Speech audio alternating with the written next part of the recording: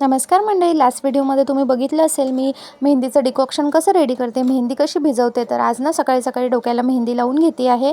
आणि मला मेहंदी कोण लावून देते, तर मला आई मेहंदी लावून देते आहे. पूर्ण डोक्याला व्यवस्थितपणे मेहंदी लावून घेतली. आता जे केस उभे राहिले आहेत ना, त्याला करा थोडं इग्नोर. दिवस आहेत हिवाळ्याचे म्हणून ना मेहंदीला उन्हामध्ये सुकवून घेते आहे. नाही तर मग डोकं पकडतं आणि डोकं खूप दुखतं. 2 तासात मेहंदी सुकली. त्यानंतर मी हेअर वॉश केला. आता तुम्हाला इथे बघून लक्षात येत नसेल की केसाला कलर आला आहे की नाही, केस कशी दिसतात आहे, म्हणून व्यवस्थित दाखवते.